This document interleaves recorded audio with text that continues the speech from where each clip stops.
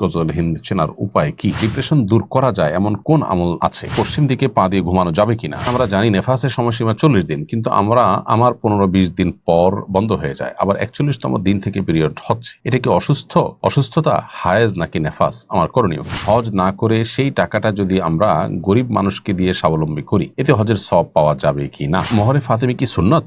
এক মেয়ের সাথে বিয়ে ঠিক হয়েছে, বিয়ের আগে তার সাথে কথা বলতে পারবো কিনা? বিধর্মীকে কোরবানির গোশত দেওয়া যাবে কিনা? হিন্দু শিক্ষকের কাছে পড়া যাবে কিনা? নুমাইয়া নেহা লিখেছেন, বাবু হওয়ার পর থেকে আমি অনেক বেশি শুকিয়ে গেছি।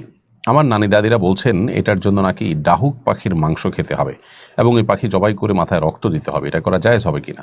ডাহুক পাখি গোশত মৌলিকভাবে হালাল, সেটা ভিন্ন বিষয়, কিন্তু আপনার বিয়ের পর শুকিয়ে গেলে এটা খেলে ভালো হবে, এর কোনো বৈজ্ঞানিক ভিত্তি বা অভিজ্ঞতা দ্বারা কোনো প্রমাণ না থাকলে সেটা একটা কুসংস্কারের জন্য বিশ্বাস হবে, সেই বিশ্বাস থেকে খাওয়া যাবে না। আর যদি এটা অভিজ্ঞতা দ্বারা প্রমাণিত যে বিয়ে হওয়ার পর, বাচ্চা কাচ্চা হওয়ার পর মানুষ ফিজিক্যালি অসুস্থ হয়ে পড়ে এবং তার ফলে রাহুক পাখির গোশত খেলে শক্তি হয়, এরকম যদি অভিজ্ঞতা দ্বারা প্রমাণ হয় বা এর বৈজ্ঞানিক কোনো ভিত্তি থাকে, তাহলে তো এটা ভিন্ন বিষয়, খাওয়া যাবে। বাট রক্ত মাথায় দেওয়া এটা কোন অবস্থাতে জায়েজ নয়, এটি গুনাহের কথা, কারণ রক্ত না পাক, অতএব মাথায় দিলে গুনাহ হবে এবং এটি কুসংস্কারের জন্য বিশ্বাস, সেটা একেবারে সুস্পষ্ট। নাজমুল শিকদার লিখেছেন, হজ না করে সেই টাকাটা যদি আমরা গরিব মানুষকে দিয়ে স্বাবলম্বী করি, এতে হজের সওয়াব পাওয়া যাবে কি না? ভাই নাজমুল শিকদার, হজ না করে আপনার টাকাটা গরিব মানুষকে আপনি দিলে হজের সওয়াব আদায় হবে না। হজ ভিন্ন জিনিস, গরিব মানুষকে দানের সওয়াব ভিন্ন। আপনার নিজের ফরজ হজ আদায় হয়ে গেছে, এখন নফল হজ না করে আপনি গরিব মানুষকে দান করতে চান, দিতে পারেন, সেটা আপনার ব্যাপার, তবে এর কারণে হজের সওয়াব পাবেন না, দানের সওয়াব আপনি ঠিকই পাবেন ইনশাআল্লাহ তাআলা। মোহাম্মদুল্লাহ মঈন লিখেছেন, কেউ যদি ইসরায়েলি পণ্য বিক্রয় করে তাহলে তার উপার্জন কি হালাল হবে কিনা? যদি পণ্যটি হালাল হয়, মৌলিকভাবে হালাল পণ্য কেনাবেচা হয়, তাহলে সেক্ষেত্রে সেটা পণ্যটি হালাল হওয়ার কারণে সেটা কেনাবেচা করা হারাম হবে না বা তার দ্বারা উপার্জিত সম্পদ হারাম হবে না। তবে মৌলিকভাবে মুসলিমদের প্রতি আপনার সহমর্মিতার জায়গা থেকে মুসলিমদের প্রতি, মাজলুম মুসলমানদের প্রতি, ফিলিস্তিনি মুসলমানদের প্রতি আপনার যে তাদের প্রতি যে আপনার সিম্প্যাথি, সেই জায়গা থেকে আপনি এ ধরনের কেনাবেচা করা বা এই ধরনের জিনিসপত্র কেনাবেচা করা, এটা আপনার জন্য অনৈতিক কাজ। এটা আপনার মানুষ হিসাবে, মুসলমান হিসাবে দায়িত্বশীলতার পরিচয় নয়, সেটা অনুচিত সন্দেহাতীতভাবে, কিন্তু এর মানে এই নয় যে আপনার উপার্জিত টাকা হারাম হয়ে যাবে। আহমেদ রুমি আপনি লিখেছেন, আমরা জানি নেফাসের সময়সীমা 40 দিন, কিন্তু আমার 15-20 দিন পর বন্ধ হয়ে যায়, আবার 41তম দিন থেকে পিরিয়ড হচ্ছে। এটা কি অসুস্থতা, হায়েজ নাকি নেফাস? আমার করণীয় কি? ভাই আহমদ রুমি, আপনি যে প্রশ্নটি করেছেন, এখানে নেফাসের ক্ষেত্রে যে বর্ণিত প্রশ্নটি আপনি করেছেন, প্রথম 15 দিন বা 20 দিনের পর যে রক্ত বন্ধ হয়ে গেছে এবং সে বন্ধ হয়ে 15 দিনের বেশি গ্যাপ হয়ে গেছে, অতএব 15 দিনের পরে লম্বা গ্যাপ হয়ে গেছে, 41তম দিন থেকে আবার রক্ত দেখা গেছে, এই পরবর্তী রক্ত যেটা, সেটা মাসিক হিসেবে গণ্য হবে, যেহেতু 15-20 দিন পর আর ব্লিডিং হয়নি, অতএব নেফাস সেখানে শেষ। আর 15 দিন গ্যাপ যেহেতু হয়ে গেছে, অতএব পরবর্তীটা মাসিক হিসাবে গণ্য হবে এবং মাসিকের যে বিধিবিধান সেটা এখানে প্রযোজ্য হবে। এমনি রাহিদ আহমদ আপনি লিখেছেন, পশ্চিম দিকে পা দিয়ে ঘুমানো যাবে কিনা? ভাই রাহিদ আহমদ, পশ্চিম দিকে পা দিয়ে ঘুমানোর পরে কোনো হাদিসে স্পষ্ট করে নিষেধাজ্ঞা নেই, তবে কেবলা যখন আপনার পশ্চিমে হবে, কেবলার প্রতি আপনার সম্মান প্রদর্শন করতে হবে মৌলিকভাবে, এবং কেবলার প্রতি অসম্মান হয় সেরকম কোনো কাজ করা অনুচিত হবে। পাকিস্তানের সাবেক গ্র্যান্ড মুফতি আল্লাহ মুফতি শফি সাহেব রাহিমাহুল্লাহ এটাকে মাকরু বলেছেন, যদিও আরব উলামা ইকরাম এটাকে জায়েজ বলেন, কারণ আসলে কোনো হাদিসে পশ্চিম দিকে বা কেবলার দিকে পা দেওয়ার ক্ষেত্রে কোনো বিশেষ নিষেধাজ্ঞা নেই। তবে নবী আলাইহিস সালাম কেবলামুখী হয়ে টয়লেট করা, পেশাব পায়খানা করার পরে নিষেধাজ্ঞা আরোপ করেছেন এবং এটি মাকরু। অতএব সেটি যখন কেবলার প্রতি অসম্মান হয়, অতএব আমাদের সমাজ যেহেতু পাও মেলে দেওয়াটাকে আইবের মনে করে, আরবের উলামা ইকরাম আইব মনে করেন না অনেক ক্ষেত্রেই, যার কারণে এটি না করতে পারলেই ভালো এবং অ্যাভয়েড করাটাই হবে অধিকতর তাকওয়ার নিকটবর্তী, বিশেষ করে আমাদের দেশের প্রেক্ষিতে, যেহেতু এখানে কারোর দিকে পা লম্বা করলে সেটা অসম্মান মনে করা হয়। সুরাইয়া বর্ষা আপনি লিখেছেন, ডিপ্রেশন দূর করা যায় এমন কোন আমল আছে? ডিপ্রেশন দূর করবার জন্য প্রথমত আল্লাহ রাব্বুল আলামিনের সমস্ত ফয়সালাকে মেনে নেওয়া, সহনশীল হওয়া, ধৈর্যশীল হওয়া। এটা দুনিয়া, এটা জান্নাত নয়, এখানে সব কিছু মন মতে হবে না, অনেক কিছুই মনের খেলাফ হবে, এবং সেই ক্ষেত্রে আমি মেনে নিতে পারলে, ঢোক গিলতে পারলে, সবর করতে পারলে আল্লাহর কাছে বিপুল পরিমাণ বিনিময় পাবো, দুনিয়াতেই এর সুফল আমরা পেতে পারি। এই কাউন্সিলিং নিজের মধ্যে থাকতে হবে, সেলফ কাউন্সিলিংয়ের দরকার হবে। দ্বিতীয়ত ডিপ্রেশন এবং বিপদ আপদ মুসিবত এগুলো দূরের জন্য আমরা বেশি বেশি দুরুদের আমলটা করতে পারি, দুরুদ পাঠ করতে পারি। কারণ দুরুদ সম্পর্কে নবী সাল্লাল্লাহু আলাইহি ওয়াসাল্লাম বলেছেন, মান লাজিমাল ইস্তিগফার, যে ব্যক্তি ইস্তিগফারকে অবধারিত করে নিবে এবং সবসময় নিয়মিত ইস্তিগফার করতে থাকবে, জাআলাল্লাহু লাহু মিন কুল্লি হাম্মিন ফারাজা ওয়া মিন কুল্লি দিকিন মাখরাজা, আল্লাহ তাআলা তার সমস্ত পেরেশানি সংকীর্ণ অবস্থান থেকে তাকে বের হওয়ার জন্য পথ বাতলে দিবেন এবং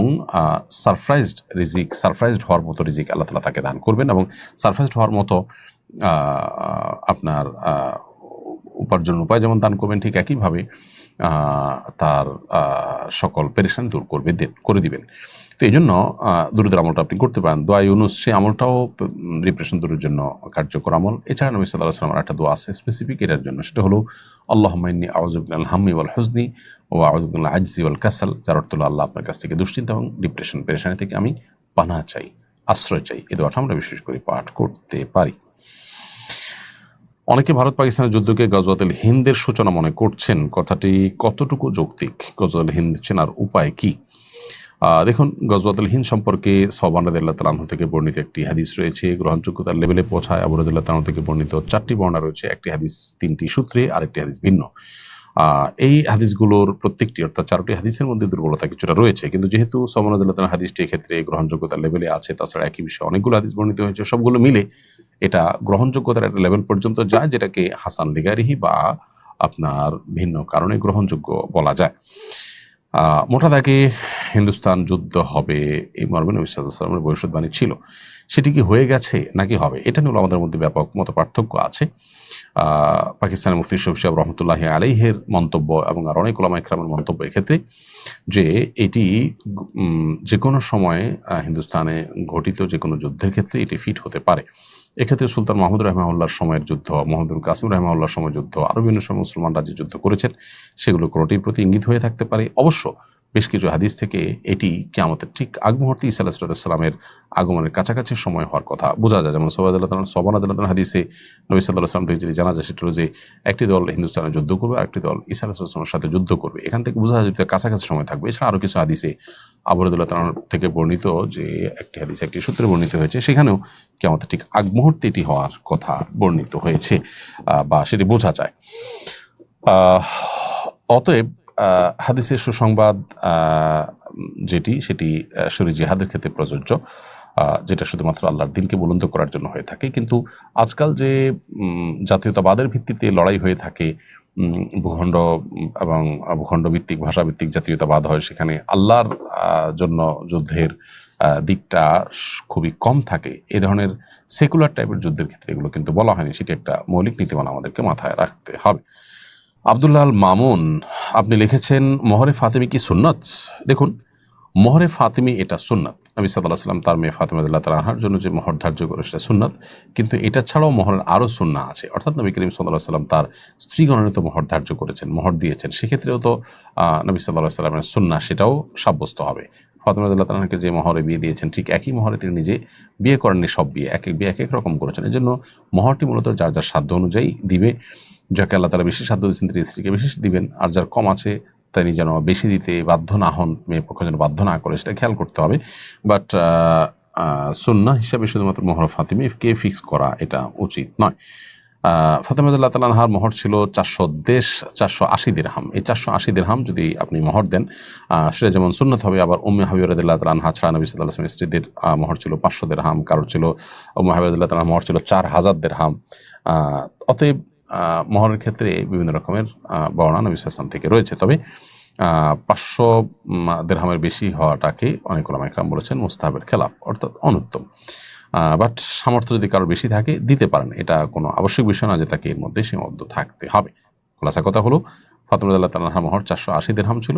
বর্তমান বাজার মূল্য হিসাব করে সেটা বের করে সেটাকে আপনি ধার্য করতে পারেন। আবার তার স্ত্রীগণকে তিনি মোহর দিয়েছেন কম বেশি, উম্মে হাবিবা ছাড়া অন্যদেরকে 500-র কাছাকাছি দিয়েছেন, বিধায় সেটাও মোহরের সুন্নত হতে পারে।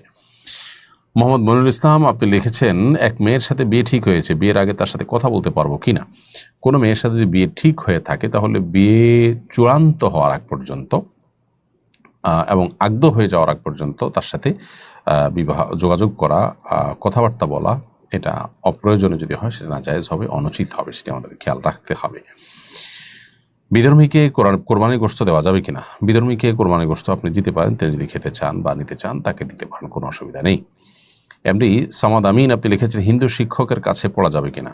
শিক্ষক যদি হিন্দু হন এবং তিনি যদি আপনাকে জাগতিক কোনো বিষয় শেখান, তার কাছে আপনি পড়তে পারেন, অ্যাজ এ টিচার তার কাছ থেকে পড়তে কোনো অসুবিধা নেই। তবে তিনি আপনাকে যদি এমন কিছু পড়ান যেটা আপনার দিন এবং ইমানের জন্য ক্ষতিকর, সেটা সেরকম কোনো সাবজেক্ট তার কাছে পড়লে সেটা অনুচিত হবে।